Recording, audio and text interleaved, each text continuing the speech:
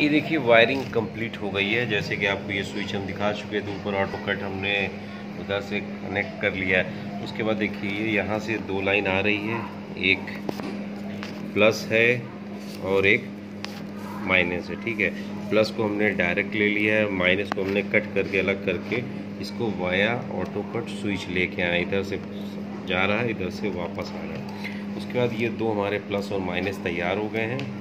उसके बाद देखिए ये हमने पंप में दिया और ये सोलेनॉइड वाल्व में दिया।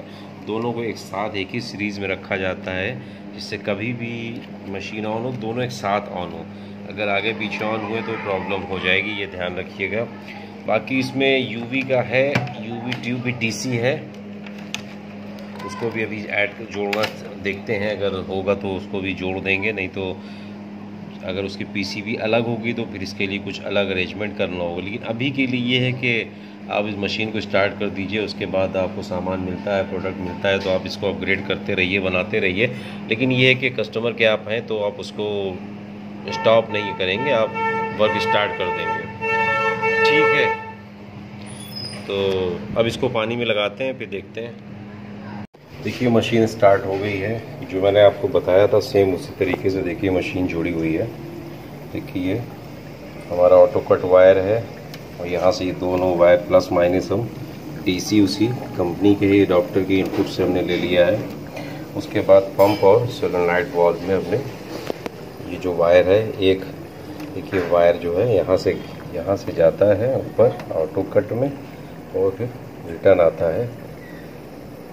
उसके बाद ये माइनस बन गया है और इधर से ये प्लस का दिया हुआ है। ठीक है, तो यहाँ से देखिए ये पंप का कनेक्शन हो गया और इसी वायर को आगे ले जाके ये सोलेनॉइड वाल्व में कनेक्शन दे दिया।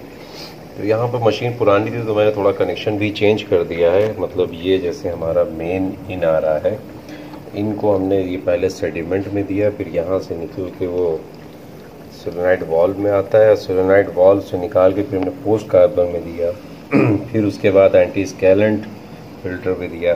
फिर यहाँ से देखिए ये पाइप जो है ये निकल के आता है पंप में, ये पंप का इनपुट हो गया। और यहाँ से फिर जो आउट निकल रहा है वो उसको मैं सीधे लेके मैं आ गया मेम्ब्रेन में। तो ये मेम्ब्रेन में मैंने इन किया और देखिए यहाँ पर ये दो आउटपुट हैं, ये रॉ वाटर का और ये क्लीन वाटर का। और फिलहाल आपको दिखा देता हूँ। देखिए ये क्लीन वाटर आने लगा। थोड़ा पुराना फ़िल्टर है इसलिए थोड़ा कम प्रेशर है, लेकिन ठीक है, कोई दिक्कत नहीं है। वापस मैंने उसकी सारी सीरीज़ जो थी उसमें लगा दिया। अब ये यहाँ से यूवी ट्यूब में जाएगा, फिर वहाँ से यूएफ में जाएगा, उसके बाद पोस्ट कार्बन में जाएगा और फिर ये टैंक में जाके पानी को स्टोर करेगा। ये मैंने ऑटो कट भी चेक कर लिया। एक वायर आपको एकदम ऊपर लगाना है, एकदम नीचे लगाना है। जो हैंगिंग वाले मॉडल होते हैं जैसे कैंट का इस सब में, तो सेम वही इसमें भी है। बॉल पानी में लटक रही है, उसको उठाएंगे तो कट हो जाएगा और जो पानी में नीचे आएगा तो मशीन ऑन हो जाएगी। ये सीरीज़ है और इसमें कुछ नया नहीं है, बस थोड़ा डब्बे अलग अलग हैं। बाकी इन्होंने ढेर से फ़िल्टर लगा दिए हैं, जैसे सेडिमेंट है, फिर कार्बन, फिर एंटी स्कैलेंट, उसके बाद मेम्ब्रेन, फिर यूएफ, फिर पोस्ट कार्बन और यूवी। उसके देखिए इसमें टीडीएस एडजस्टर भी है। अभी मैं टीडीएस चेक करूंगा, अगर टीडीएस बहुत कम आया तो एडजस्टर को मैं थोड़ा सा खोल दूंगा तो प्रेशर कुछ और ठीक हो जाएगा। तो ठीक है, उम्मीद है आपको समझ में आ गया होगा। लिफ्ट प्योर भी आप बना सकते हैं इस वीडियो को देखने के बाद। और अगर वीडियो पसंद आई हो तो लाइक कीजिए, कमेंट्स कीजिए, शेयर कीजिए। और कुछ ना समझ में आया हो तो क्वेश्चन पूछ लीजिएगा। कुछ उल्टा पुल्टा मत करिएगा, नहीं तो दड़ाम दुड़ीम हो जाता है, एमसीबीओ गिर जाती है घर की। क्यों आलिम भाई? बिल्कुल।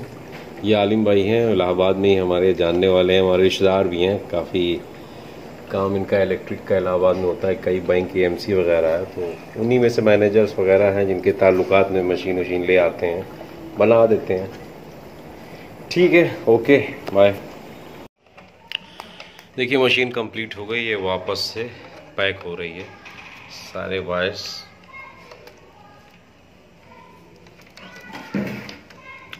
बहुत इजी है। इसमें देखिए साइड से स्क्रू दिए होंगे, देखिए ये सब स्क्रू वगैरह दिए हैं। इसको खोलिए, इसको खोलिए, और उधर ऊपर भी है, ऊपर भी 2 है, ये ऊपर भी 2 है। इस तरह से करके चारों स्क्रू खोल के आप ढक्कन को अलग कर लीजिए और उसके बाद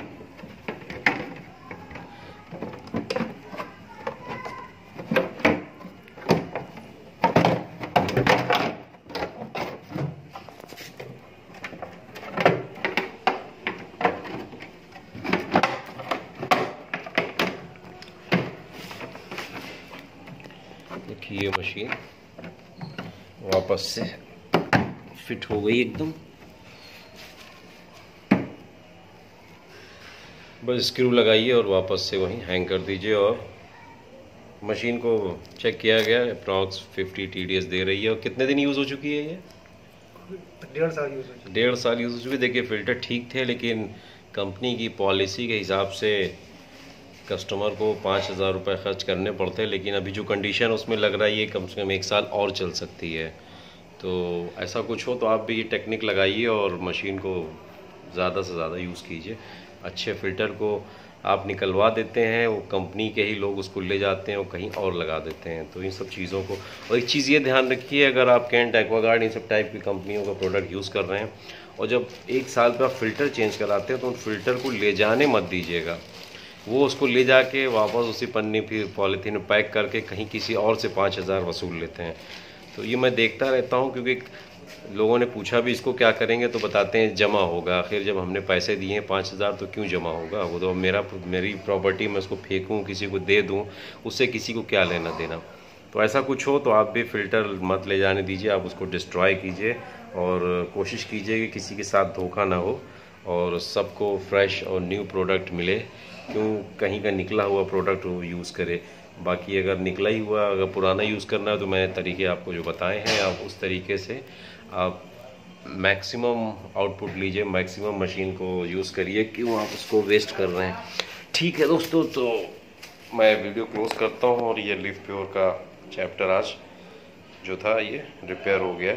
ओके बाय।